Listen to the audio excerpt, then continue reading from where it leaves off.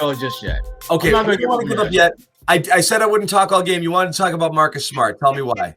I want to talk about Marcus Smart because this felt like a game where Marcus Smart had a low-key imprint on what was happening. The ball movement that we talked about, Marcus often was the guy that was either making that pass or the hockey pass that kind of got things going. And defensively, and I talked about this earlier, there was way more chatter, it seemed, in this game than there usually is. And Marcus was kind of leading that, and other guys followed suit. I've been thinking more about how when Marcus was out, how they weren't just missing his play, they were missing his presence. They were missing that voice in their ears. And frankly, and I wrote about this for Boston Sports Journal. It raised, and we talked about this the other day, about how I think there are legitimate questions about whether this team loves to win more than they hate to lose. And I thought this was a game where they went out and said, we're not going to lose this game. It wasn't, they didn't play to me as if they were thinking, well, let's just try to go out here and win. They were playing like, no, we can't F around and lose this game. And they need to play more like that. Because when you talk about teams that are really good, that have deep playoff runs, that's their thing. They don't care about winning. They care about not losing. I was thinking about this morning. I remember a conversation I had with Ben Wallace years ago in Detroit, and this was when Detroit was really good, and the Cavaliers were the cadavers. They sucked really bad pre-LeBron, and I remember and they beat them by like 5 points, and guys in the locker room were pissed. They were upset because the game was closer than they won. And my thinking was, you won the game. What's the big deal? And they said it's not about winning.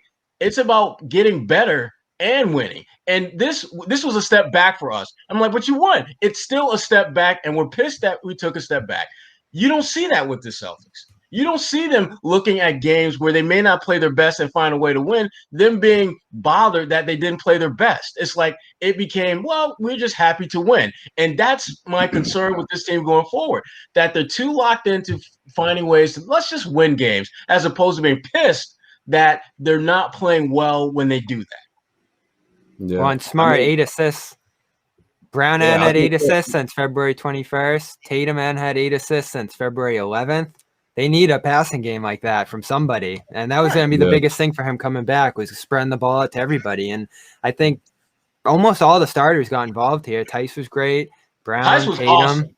I thought he was awesome. So that's what having a point guard does. And Smart's just such a great point guard. We always overlook that attribute in his game. He's the best passer on this team. Yeah, he's the only passer on this team. So, I mean, he has to be out there. He's the only one who's looking for people and looking to distribute first, And it's contagious. I think it's contagious.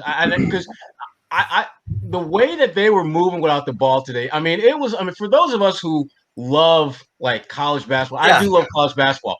I love when guys are just moving. Like Loyola Chicago, when they beat Illinois, if you had a chance to watch any bits of that game, my God, they put on a clinic on ball movement. Princeton, Georgetown, baby. That's what we want to see. Exactly. But you know what? But we got better athletes in the NBA, so you can have the best of both worlds. You can still have that, and you can have guys knocking down shots on transition. Well, it's not college basketball. It's just basketball. That's true. Making the right play. And that's what you have to do. You have to get back to the basics, right? You have to get back to what's going to overall make this team better. Yeah, I thought Marcus did a great job of that today, and he picked his spots. He wasn't, trying to be another Marcus that everyone can't stand sometimes, right? Where he's just like, okay, I'm going to try to, make things better from shooting or by being aggressive and taking over the game. And he didn't do that. So I thought that went a long way for this team, of course. But yeah, I'm with you in the sense that this Celtics team, it's like I think you said it earlier in the season. It's like they're learning how to win games throughout the course of the season.